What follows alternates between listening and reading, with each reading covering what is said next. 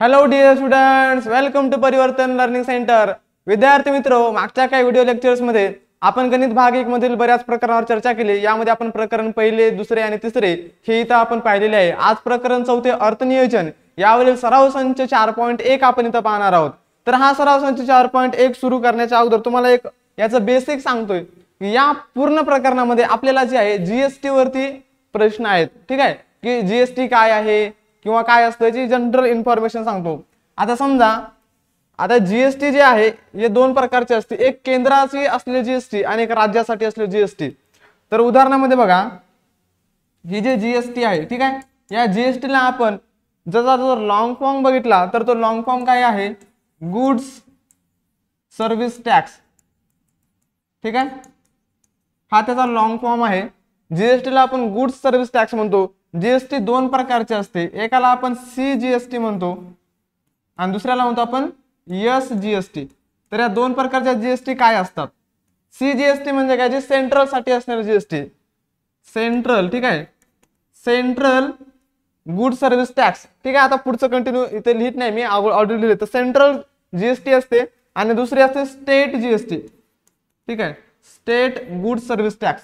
तर सेंट्रल म्हणजे काय, जे केंद्रामध्ये जमा होणारा जीएसटी आणि जो स्टेट जीएसटी म्हणजे राज्यामध्ये जमा होणारा जीएसटी. समजा एखाद्या वस्तूवरती 10%, 20% किंवा काही जे काय असेल, समजा 28% जीएसटी असेल तर याचा 50% जीएसटी केंद्रामध्ये जमा होतो, 50% जीएसटी राज्यामध्ये जमा होतो. मग 28% असतील तर 14% जीएसटी हा सेंट्रल जीएसटी म्हटला जातो आणि जो 14% जीएसटी आहे हा असेल ना तुमचा स्टेट जीएसटी.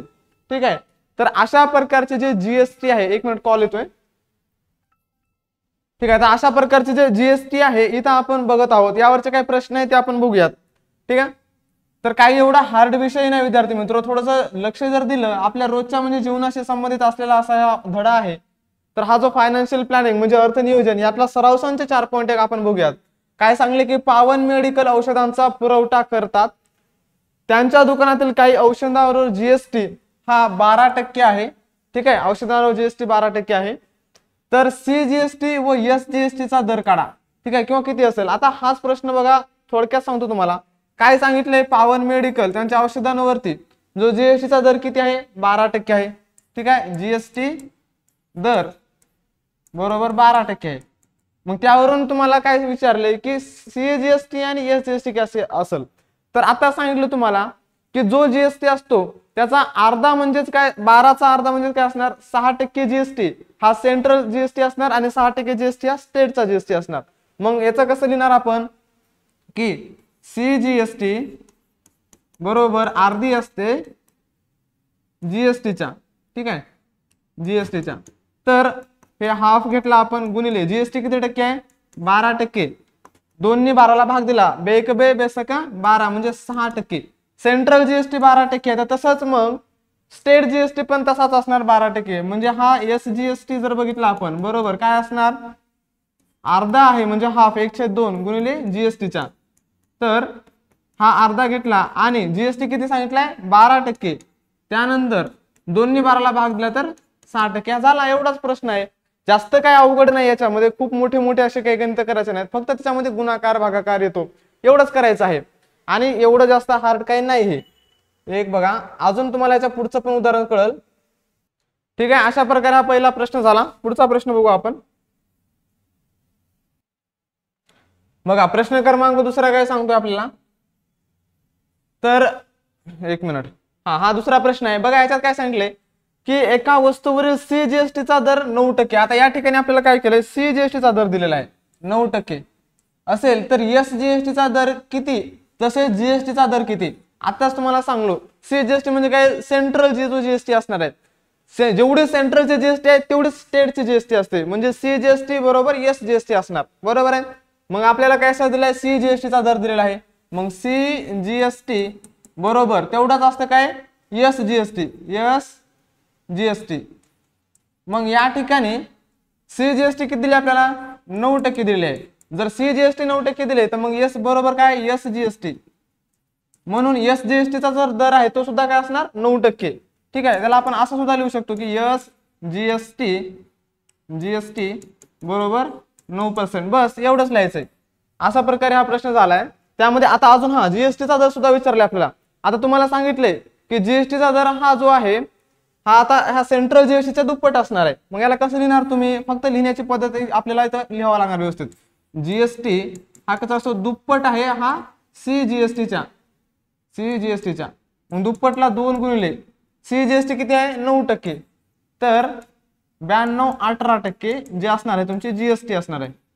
तर अशा प्रकारे हा प्रश्न सोडवला बघा। याच्यामध्ये काय खूप मोठं असं लॉजिक नाही, काय रे रॉकेट सायन्स नाही, सिंपल याच्यामध्ये गोष्टी येतात। तेवढ्या जर एकदा तुम्हाला समजल्या जीएसटी काय असतो, त्या जीएसटी 2 प्रकारचे म्हणजे सेंट्रलचा जीएसटी आणि स्टेटचा जीएसटी कसा आहे, तर जेवढा जीएसटी आहे त्याचा निम्मा जीएसटी हा आपल्या स्टेट म्हणजे राज्यासाठी भरावा लागतो आणि सीजीएसटी जो सेंट्रलचा आहे तो केंद्रासाठी द्यावा लागतो। ठीक आहे, हा जो दुसरा प्रश्न झालाय। चला पुढच्या प्रश्नाकडे जाऊ आपण। बघा पुढचा प्रश्न तिसरा काय सांगले की मेसर्स रिअल पेंटने प्रत्येकी 2800 करपात्र किमतीचे लस्टर पेंटचे 2 डबे विकले। ठीक आहे, आता एक दुकानदार आहे समजा, पेंटचं दुकान आहे त्याच्याकडे, त्यानं एक डबा, ठीक आहे, प्रत्येकी म्हणजे एका डब्याची किंमत 2800 आहे, एवढी करपात्र किमतीचे जे आहे लस्टरचे 2 डबे विकले आणि त्याला विचारले की जीएसटीचा दर 28% असल्यास कर विचकात सीजीएसटी व एसजीएसटी किती रुपये आकारला जाईल। म्हणजे त्या 2800 रुपयाला एक डबा आहे, ते आपण असं लिहू, आपण लिहिल्यास कळेल तुम्हाला की एका डब्याची किंमत, ठीक आहे, एका डब्याची किंमत, आता एका डब्याची किंमत किती दिली, करपात्र किंमत, ठीक आहे, त्याची जे करपात्र किंमत आहे एका डब्याची करपात्र किंमत आपल्याला दिलेली आहे। एका डब्याची करपात्र किंमत किती आहे 2800, ठीक आहे, 2800 रुपये आहे। एका डब्याची जर 2800 रुपये असेल तर त्या 2 डब्याची करपात्र किंमत किती असणार 28 दोन्ही 56, 2 डब्याची करपात्र किंमत, आता इथं 2 डब्याची जी करपात्र किंमत आहे ती किती असणार 28 दोन्ही 56 म्हणजे 5600 रुपये असणार। आता ह्या 5600 रुपयावरती 28% जीएसटी लावलाय। मग जीएसटी काढण्यासाठी आपण काय करतो, जीएसटी बरोबर जी काही करपात्र किंमत आहे त्या 2 डब्याची करपात्र किंमत 5600 रुपये गुणिले 28%, ठीक आहे, टक्के म्हणल्यावर 28/100 असं आपण लिहित असतो टक्केवारी काढताना। तर 28% जीएसटी आपल्याला काढायचा आहे त्याच्यावरचा। तर इथं काय करणार आपण, ही जे 5600 आहेत हे 2 शून्य आणि हे 2 शून्य कटणार, बघा कशा प्रकारे हे 2 शून्य कटले, हे 2 शून्य कटले, ठीक आहे। मग राहिलं काय या ठिकाणी ते लिहून घेऊ आपण। या ठिकाणी 56 गुणिले 28 राहिलं आणि 56 गुणिले 28 आपण इथं काय करू, गुणाकार करून बघूयात।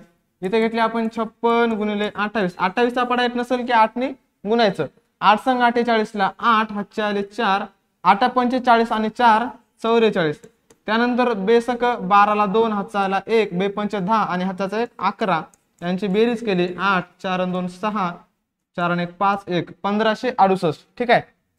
1568 एकदा डबल चेक करून घेऊ आपण, चुकणार नाही आपलं काय। 8 संग 48, 48 ला 8, हातचे आले 4, 8 45 आणि हातचे आले 4 44, त्यानंतर बेसक 12 ला 2, हातचा आला 1, बे 5 10 हाताचा 1 11, 8 ला 8, 4 आणि 2 6, 4 आणि 1 5, 1 ला 1 1568, ठीक आहे, बरोबर आहे।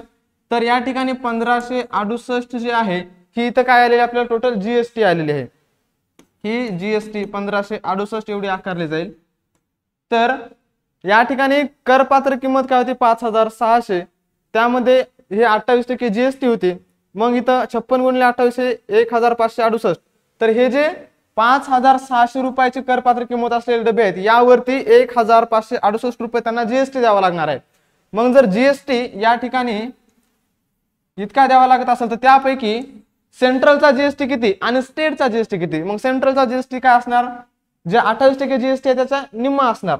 मग सीजीएसटी ही अर्धी असते, ठीक आहे, कशाच्या जीएसटीच्या। मग इथं जीएसटी जी आहे आपण डायरेक्ट लिहूया, अर्धी लिहायची गरज नाही, म्हणजे डायरेक्ट 28 च्या अर्धी किती होते 14 होते। आता जीएसटी किती आहे, जीएसटी आपण काढले आहे करपात्र किंमत, ठीक आहे। या ठिकाणी एक मिनिट बघा, या ठिकाणी जे सेंट्रलची जी जीएसटी असणार आहे या 5600 रुपये आहेत, यावरती 28% 14%, ठीक आहे, निम्मी असणार आहे 14/100 असं। त्यानंतर हे 2 शून्य गेले, हे 2 शून्य गेले, म्हणजे राहिले काय 56 गुणिले 14, तर 56 गुणिले 14 काय येणार 14 संघ असं करू आपण, इथं लिहूया 56 गुणिले 14, 14चा पाड्यात नसल्यास काय करायचं, 4 ने गुणायचं, 4 संघ 24, 24 ला 4 हातच्या 2, 4 पंचे 20 आणि हातच्या 2 22 अधिक 6 ला 6 5 ला 5 यांची बेरीज केली 4 6 2 8 5 2 7, 784. तर इथं आलेलं आहे 784 रुपये. आता जेवढी 784 ची जीएसटी आली तर तेवढीच तुमची काय येणार, एस जीएसटी येणार. मग एस जीएसटी साठी काय येणार, एस जीएसटी बरोबर 5600 या रकमेवरती 14% ही एस जीएसटी आहे. हे 2 शून्य गेले, हे 2 शून्य गेले, 56 गुणिले राहिले काय 14 बरोबर येणार 784. म्हणजे तुमचा एस जीएसटी सुद्धा किती आलेला आहे, इथं 7084 एवढा आलेला आहे. अशा प्रकारे हा प्रश्न जो होता तिसरा हे आपण इथं सोडवलाय. याचा स्क्रीनशॉट तुम्ही घेऊ शकता, बाजूला होतो. ठीक आहे. पुढचा प्रश्न बघा, आता आपण इथं बघूयात. पुढचा प्रश्न काय आहे, प्रश्न क्रमांक जो आहे 4. ठीक आहे. आता हा जो प्रश्न 4 आहे काय सांगला, एका रिस्ट वॉच बेल्टची करपात्र किंमत 586 रुपये आहे आणि जीएसटीचा दर 18% असेल किंवा आहे, तर ग्राहकाला त्या बेल्टची किती रुपये किंमत किंवा किती रुपयाला मिळेल. तर या ठिकाणी काय विचारलं, एक समजा एक वॉच आहे, त्या बेल्टची किंमत आपल्याला करपात्र सांगितले 586 रुपये. त्या 586 वरती 18% जीएसटी असणार आहे. ठीक आहे. मग 586 आणि 586 वरती 18% जीएसटी मिळून त्याला ते काय करावं रक्कम द्यावी लागणार आहे. मग इथे लिहूया आपण की बेल्टची करपात्र किंमत, बेल्टची करपात्र किंमत किती आहे, बेल्टची करपात्र किंमत. ठीक आहे. बेल्टची करपात्र किंमत किती आहे बघा इथं 586 रुपये. बेल्टची करपात्र किंमत 586 आहे. त्याच्यावरती जीएसटी किती आहे, जीएसटी बरोबर 18%. ठीक आहे. किंवा जीएसटीचा दर, असं आपण काय म्हणणार, जीएसटीचा दर, जीएसटीचा दर, चादर करणार चादरच होऊन जाईल. ठीक आहे. त्याला दूर दूर लिहा. तर जीएसटीचा दर 18% आहे. मग 586 वरती किती जीएसटी आहे ते आपण काढूयात. तर जीएसटी काढण्यासाठी आपण ही जे करपात्र किंमत आहे, करपात्र किंमत जी आहे गुणिले किती टक्के जीएसटी आहे 18% भागिले 100. त्यानंतर करपात्र किंमत किती आहे 586 गुणिले 18 भागिले 100. या ठिकाणी 586 गुणिले 18 आपल्याला करावं लागेल आणि खाली 100 लिहावं लागतील भागिलेमध्ये. मग इथं करू आपण 586 गुणिले 18.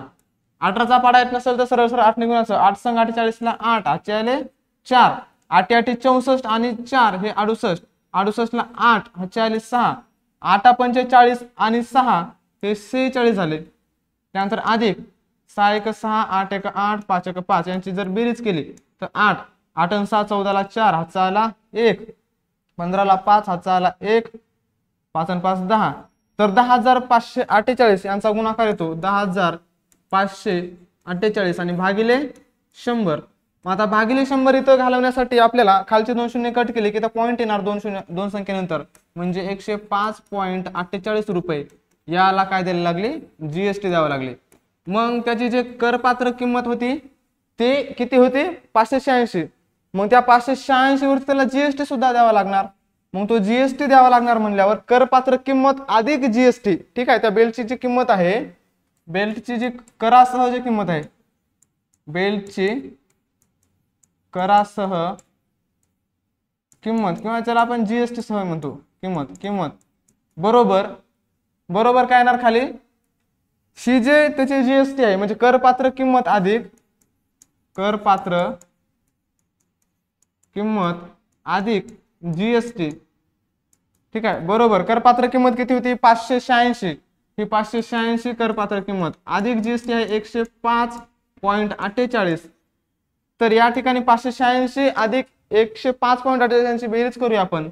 हे 105.48 पॉईंट खाली पॉईंट, हे 586 इकडून येतील, पॉईंटच्या खाली काय नाही म्हणून 0.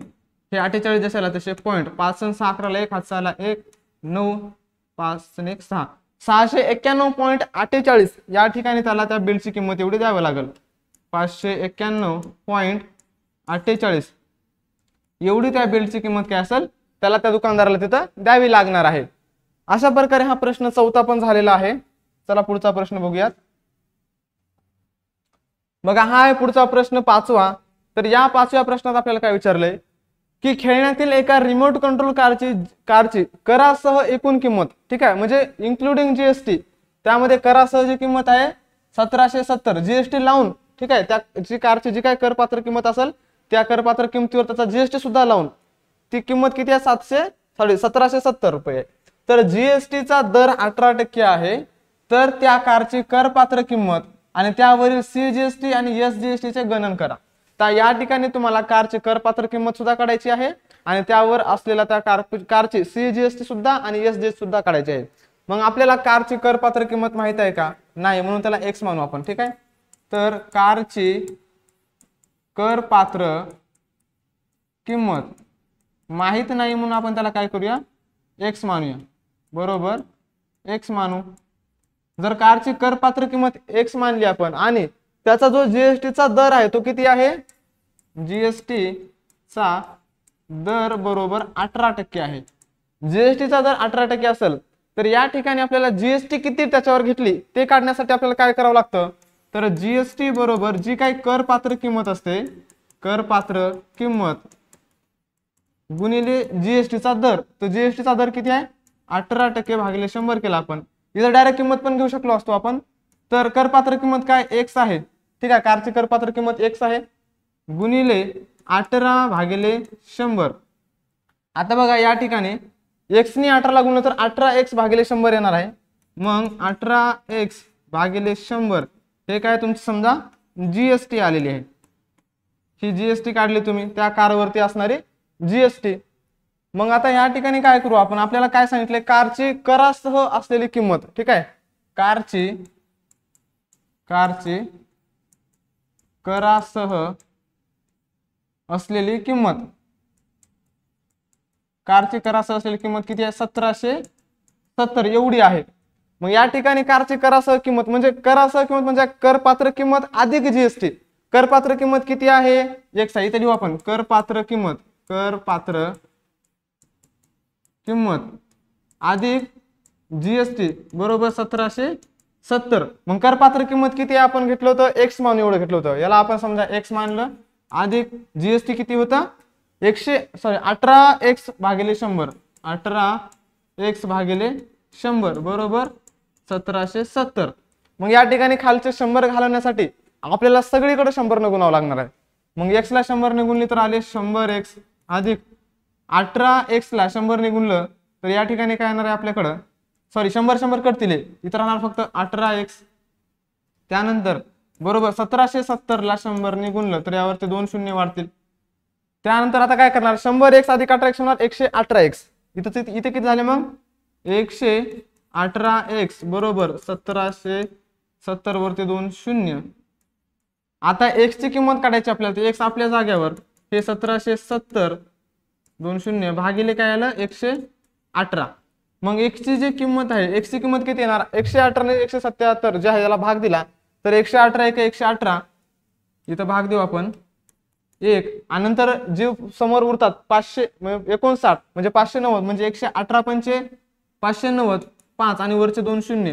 हे भागाकार तुम्ही तुमच्या वहीत करून बघा, हा एवढाच येणार आहे 1500 एवढा येणार आहे. म्हणजे x म्हणजे काय कारची करपात्र किंमत किती आलेली आहे x एवढी आलेली आहे म्हणजेच किती 1500. म्हणजे ही कारची करपात्र किंमत मिळाली, करपात्र किंमत मिळाली ती किती आहे 1500 एवढी मिळालेली आहे. आता तुम्ही जेव्हा हे करून बघताल भागाकार तेव्हा एवढा येणार आहे.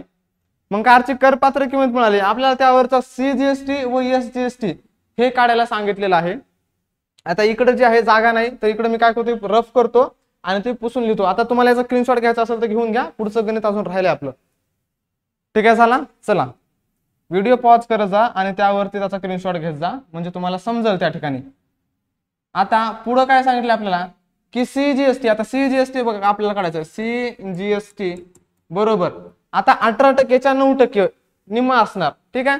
मग हा जो करपात्र किंमत आहे, करपात्र किंमत आपल्याकडे आहे 1500, ह्या 1500 वरती 9% जीएसटी जी आहे आपल्याला घेतली जाईल सेंट्रलची.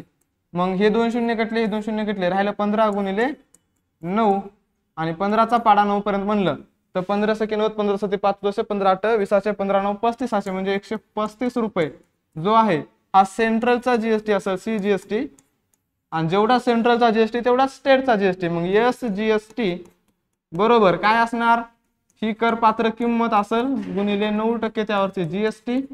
त्यानंतर हे 2 शून्य गेले, हे 2 शून्य गेले, राहिलं काय या ठिकाणी 15 गुणिले 9, आणि 15 गुणिले 9 आलं 135 रुपये. तर या ठिकाणी SGST हे सुद्धा किती मिळाले तुम्हाला, 135 रुपये एवढे मिळालेले आहे. हा सुद्धा प्रश्न एकदम सिंपल होता विद्यार्थी मित्र. करपात्र किंमत नसेल की त्याला x मानायचं, अशा प्रकारचं समीकरण घेऊन तो सोडवायचं, आणि यावरून आपण तिथं CGST किती आहे SGST आहे तो आपण काढू शकतो. चला पुढचा प्रश्न बघूया. तेव्हा अगोदर याचा स्क्रीनशॉट घ्यायचा असेल तर तुम्ही घेऊ शकता. ठीक आहे, चला पुढचा प्रश्न बघू आपण. पुढचा प्रश्न काय आहे, 6वा. एक मिनिट, 6वा जो प्रश्न आहे हा या ठिकाणी आपल्याला दिलेला आहे. काय सांगते यामध्ये की टिपटॉप इलेक्ट्रॉनिक्सने एका कंपनीला 1.5 टनाचा करासह 51,200 रुपये किमतीचा एअर कंडिशनर पुरवला, आणि एअर कंडिशनर वरील CGSTचा दर 14% होता. दर आहे 14%. आणि तर करबिचकात खालील बाबी किती दर्शवल्या असतील. ठीक आहे, आता आपल्याला करबिचकात म्हणजे जो टॅक्स इनवॉइस आहे त्यामध्ये तुम्हाला काही किमती लिहायच्या असतात. तर बघा, एक इलेक्ट्रॉनिक्सने कंपनीला करासह 51,200चा काय केला, त्यांनी एक एअर कंडिशनर म्हणजे समजा AC पुरवला. ठीक आहे, त्या AC वर किती टक्के जीएसटी आहे, सेंट्रलचा CGST 14%. मग जर सेंट्रलचा जो जीएसटी आहे CGST 14% असेल, तर जो स्टेटचा जो SGST आहे तो सुद्धा किती असणार, 14% असणार. मग या प्रश्नाचं उत्तर मी इथंच लिहितो, CGST 14% आहे म्हणून SGST सुद्धा किती असणार, 14% असणार. मग AC वरील जीएसटीचा दर किती आहे. बघा, जीएसटीचा दर कशावर असतो, सेंट्रलचा जीएसटी अधिक स्टेटचा जीएसटी, म्हणजे CGST अधिक SGST म्हणजे 14% अधिक 14% होणार, 14 दोन्ही 28. म्हणजे हा जो आहे इथे किती भेटणार आपल्याला, 28% एवढा भेटणार. मग AC ची करपात्र किंमत आपल्याला काढायची आहे. जसं आपण मागच्या प्रश्नात करपात्र किंमत काढली तसंच AC ची करपात्र किंमत x घ्यायची माहित नाही म्हणून, आणि त्यावरून करपात्र किंमत आपण काढू शकतो. मग इथे लिहिणार AC ची करपात्र किंमत. मग AC ची करपात्र किंमत आपण घेतली x मानू. ठीक आहे, याला आपण काय केलं, x मानू. त्यानंतर त्याच्यावर जो जीएसटी आहे तो जीएसटी आपल्याला काढायचा आहे. मग जीएसटी बरोबर काय करणार आपण, करपात्र किंमत गुणिले जीएसटी. करपात्र किंमत आहे x गुणिले, तर त्यावर जीएसटी 28% आहे म्हणजे 28 भागिले 100, म्हणजे जीएसटी येणार काय तुम्हाला 28x भागिले 100 एवढा जीएसटी तिथं तुम्हाला द्यावा लागणार आहे.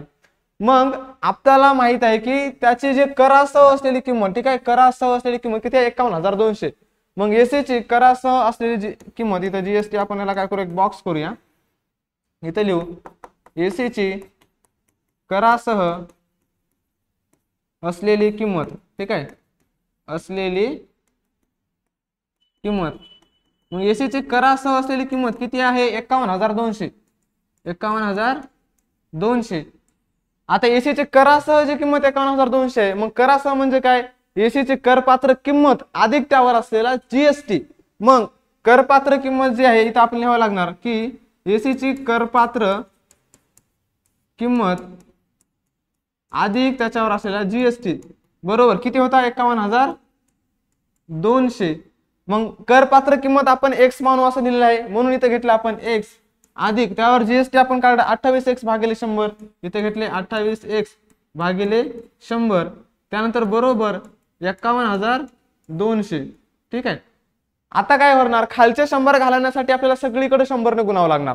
मग 100 ने x ला गुणलं तर आले 100x अधिक इथं राहिलं फक्त 28x बरोबर 51,200 ला 100 ने गुणल्यावर अजून 2 शून्य वाढले. ठीक आहे, तर अशा प्रकारे हे 100x अधिक 28x किती झाले, 128x. इथे घेतलं आपण 128x बरोबर 51,200 वरती अजून 2 शून्य म्हणजे 4 शून्य झाले. आता ह्या x ची किंमत काढण्यासाठी हे 128 गुणाकारातले भागाकारात जातील. मग x बरोबर हे जे 51,200 वरती 2 शून्य भागिले 128. आता हा भागाकार तुम्ही तुमच्या वहीमध्ये रफच्या पेजवर सुद्धा करू शकता. आता आपण इथं काय करूया, भागाकारला इकडे लिहूया रफ साठी आणि नंतर याचं फायनल उत्तर काढू आपण. हे जे काय होतं 512 वरती 1 2 3 4 शून्य होते. ठीक आहे, किती येतं 1 2 3 4 बरोबर आहे भागिले 128. आता बघा या ठिकाणी 4 ने भाग जातो, 4 त्रिकम 12 4 दोन्ही 8, इथं सुद्धा 4 1 4, 1 उरला, 4 दोन्ही 8, 9 10 11, 3 उरले, 4 8 32. ठीक आहे. पुन्हा अजून 4 ने भागायला देऊ शकतो आपण. वरचे 2 शून्य, 1 2 3 4, 1 2 3 4 शून्य दिसाल तसे. त्यानंतर 4 8 32, 4 त्रिकम 12, 4 दोन्ही 8 आणि 4 शून्य, 1 2 3 4 शून्य दिसाल तसे. पुन्हा याला डायरेक्ट 8 ने सुद्धा भाग देऊ शकतो आपण. 8 चौक 32. ठीक आहे. 8 1 8, 8 चौक 32 आणि 1 2 3 4 शून्य, 1 2 3 4 शून्य, 1 2 3 4, एकक दशक शतक, हजार 10,000 म्हणजे आलं 40,000. अशा प्रकारे हा भागाकार तुम्ही रफ मध्ये करून इकडे त्याचं फायनल आन्सर लिहू शकताय. मग आता आपण फायनल आन्सर काढलं 40,000, म्हणजे x बरोबर किती आलं 40,000 रुपये. ठीक आहे. एकक दशक शतक हजार. तर ही जी x ची जी किंमत आहे ती कर पात्र किंमत आहे एसी ची. इकडचं रफ करून टाकू आपण. ठीक आहे. एसी ची जी कर पात्र किंमत आहे ती कर पात्र किंमत किती काढली आपण 40,000 रुपये. मग या 40,000 वर काय सांगले की आपल्याला किमतीचा एअर कंडिशनर घेतला, सीजीएसटी 14% आकारला, तर कर बीजकात खालील बाबी काढा. तर आपण एसी चे करपात्र किंमत काढली. आता जीएसटी ची एकूण रक्कम काढायला सांगितलेली आहे. आता या करपात्र किमतीवरती जीएसटी काढायचं आपल्याला. मग जीएसटी कसं नाही, आपण जीएसटी बरोबर करपात्र किंमत 40,000 1 2 3 4 गुणिले जीएसटीचा दर किती आहे 28% भागिले 100. मग या ठिकाणी काय होणार, हे 2 शून्य गेले, हे 2 शून्य गेले, 400 गुणिले 28, 400 गुणिले 28 बरोबर 28 1 28, 28 2 56 आणि 56 च्या दुप्पट 112 आणि 2 शून्य म्हणजेच काय 11,200. मग जीएसटी ची रक्कम जी आहे ती किती आहे 11,200. 11,200 ही जीएसटी ची रक्कम आहे. मग त्यावर काय सांगितले की सीजीएसटी किती आणि एसजीएसटी किती. मग या 11,200 वरती ह्याची निम्मी जी आहे 28% होती ना, आता 14% घेतली जाणार सीजीएसटी, 14% घेतली जाणार एसजीएसटी. मग इथं काय करणार आपण, सीजीएसटी बरोबर जी आहे आपली करपात्र किंमत 40,000 वरती 14%. ठीक आहे. किंवा डायरेक्ट ह्याला आपण हाफ करणार 11,200 ला. 11,200 चे हाफ सुद्धा करू शकतो आपण. हाफ करणार किती आहे जीएसटी 11,200 बरोबर 2 ने भाग दिला तर 2 पंच 10, 1 उरला 2 12 आणि 2 शून्य 5,600. ठीक आहे. जर सीजीएसटी 5,600 आला तर एसजीएसटी सुद्धा 5,600 येणार आणि एसजीएसटी बरोबर काय करणार अर्धा असतो जीएसटीचा. जीएसटी काढला होता आपण 11,200, 5,600 एवढा आन्सर आलेला आहे एसजीएसटीचं. तर अशा प्रकारे हा जो प्रश्न 6वा होता हा सुद्धा आपण इथं सोडवलेला आहे. तर बघा सीजीएसटी आणि एसजीएसटी दोघांचे मिळून जीएसटी असते म्हणजे 5,600 अधिक 5,600 हे येणार 11,200 एवढे येणार आहे. हा प्रश्न 6वा इथं समजला असेल तुम्हाला आशा करतो. चला पुढचा प्रश्न जो आहे 7वा हा एक शेवटचा प्रश्न आहे, हा बघूया आपण. अरे 7वा प्रश्न कुठे गेला. हा ठीक आहे 7वा प्रश्न येत आहे. तर हा 7वा प्रश्न काय सांगते बघा. या ठिकाणी आपल्याला सांगलंय की एका प्रसारने महाराष्ट्र इलेक्ट्रॉनिक्स गुड्स मधून 40,000 रुपये छापील किमतीचे, छापील किंमत म्हणजे काय त्यावरती अशी छापलेली किंमत असते बघा. बऱ्याच वेळेस तुम्ही दुकानातून काहीतरी आणलं त्यावरती रुपये जे असतात ते छापील किंमत मध्ये दिलेली असते. मग छापील किमतीचे जे आहे एक वॉशिंग मशीन विकत घेतले आणि त्यावर दुकानदाराने 5% सूट दिली. या 40,000 वरती 5% डिस्काउंट दिलं. सूट म्हणजे काय थोडक्यात डिस्काउंट दिलं आणि जीएसटीचा दर जो आहे तो 28% आहे. तर प्रसारला ते वॉशिंग मशीन किती रुपयास मिळाले हे आपल्याला काढायचं आहे आणि कर्ज बीजकात आपल्याला सीजीएसटी व एसजीएसटी ची रक्कम सुद्धा काढायची आहे. मग आता आपल्याला सगळ्यात अगोदर तर ह्या छापील किमतीवर 5% जे सूट दिली ती सूट काढावं लागणार आहे. ठीक आहे. गुड्स मधून काय घेतलं 40,000 रुपयाचं वॉशिंग मशीन, वॉशिंग मशीन वरील सूट. तर वॉशिंग मशीन वरील ती डायरेक्ट मी मशीन लिहितो, मशीन वरील सूट डायरेक्ट सूट सुद्धा लिहू शकता तुम्ही. सूट बरोबर काय 40,000 वरती 5%, एकक दशक शतक हजार, 40,000 वरती 5% भागिले 100. यामध्ये 100 म्हटले खालचे 2 शून्य गेले, वरचे 2 शून्य गेले, राहिलं काय मग त्या ठिकाणी हे जे 400 गुणिले 5 आहेत. ठीक आहे. किंवा डायरेक्ट आपण 5 चौक 20 आणि वरचे 2 शून्य म्हणजे 2,000 रुपये इथं काय आलं सूट मिळालेली आहे. 2,000 1 2 3 4 शतक हजार. तर हे 2,000 रुपये काय मिळाली सूट मिळाली, डिस्काउंट. ठीक आहे. सूट मिळाली. मग 40,000 त्याची छापील किंमत होती त्यावरती 2,000 डिस्काउंट मिळालं तर त्याची करपात्र किंमत किती असणार. मग त्या मशीनची करपात्र किंमत काढायची आपल्याला. करपात्र किंमत जी आहे छापील किंमत वजा सूट आपल्याला इथं करावं लागणार आहे. जी छापील किंमत आहे त्याची छापील किंमत वजा त्यावर दिलेली सूट. मग छापील किंमत किती होती 40,000 रुपये वजा सूट 5% ती आहे 2,000 रुपये. 40,000तून 2,000 गेले तर 38,000 रुपये इथं उरतात. ठीक आहे. मग ही जे 38,000 रुपये आहे त्या मशीनची करपात्र किंमत आहे. लक्षात घ्या. म्हणजे 40,000 वरती 2,000 रुपये डिस्काउंट दिलं तेव्हा ती मशीन कितीला पडली 38,000 रुपयाला. ही त्याची करपात्र किंमत आहे. आणि आपल्याला विचारले काय तर प्रसादला ते वॉशिंग मशीन किती रुपयास मिळणार. आता ह्या 38,000 वरती त्याला 28% जीएसटी द्यावा लागणार आहे. ठीक आहे. म्हणजेच ह्या 38,000 वरती त्याला जीएसटी द्यावा लागणार 28%. मग तो जीएसटी काढण्यासाठी जीएसटीची रक्कम काढण्यासाठी आपण काय करतो ही करपात्र किंमत मशीनची गुणिले 28% त्याचा जीएसटी. मग करपात्र किंमत आहे 38,000 रुपये गुणिले जीएसटी 28% म्हणून भागिले 100. या ठिकाणी खालचे 2 शून्य गेले आणि वरचे 2 शून्य गेले तर हे 2 शून्य घटले हे 2 शून्य घटले. राहिलं काय 380 गुणिले 28.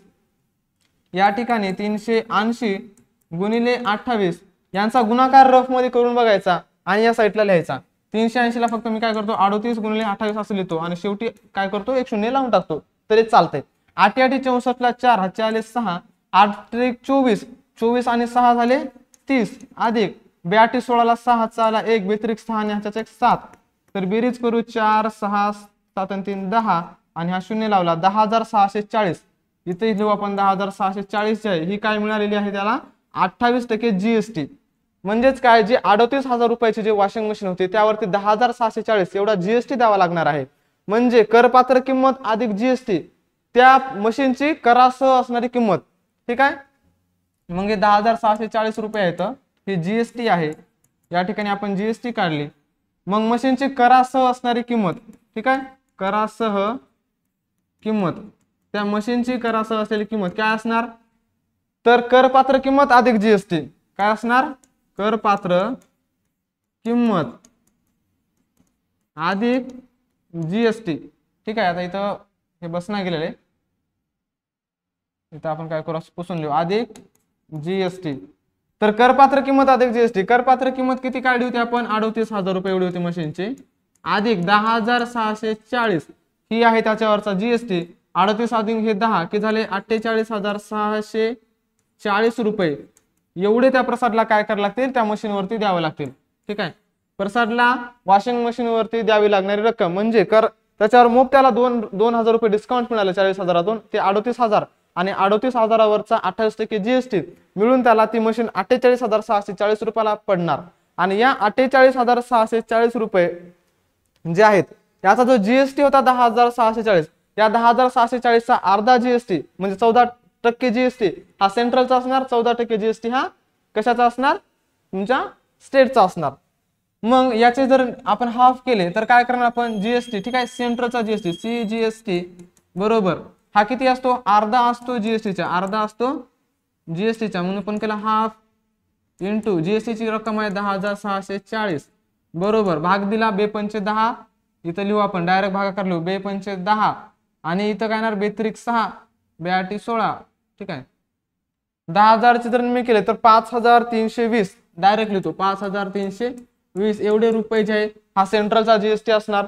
आणि स्टेटचा जीएसटी पण काय तसाच असणार एस जीएसटी बरोबर अर्धा असतो जीएसटीच्या 10,640 च्या तो म्हणजे किती असणार 5,320 एवढा असणार हा एस जीएसटी. ठीक आहे. हा जो शेवटचा प्रश्न होता 7वा हा सुद्धा सीजीएसटी हा इथं सोडून झालेला आहे. याचा तुम्ही स्क्रीनशॉट घेऊ शकता विद्यार्थी मित्र तुम्ही चॅनलवर नवीन असाल तर चॅनलला सबस्क्राईब करा. व्हिडिओ आवडत असेल तर नक्कीच लाईक करा आणि तुमच्या मित्रांपर्यंत पुन्हा शेअर करा. ठीक आहे. इथं आपण थांबूयात. धन्यवाद.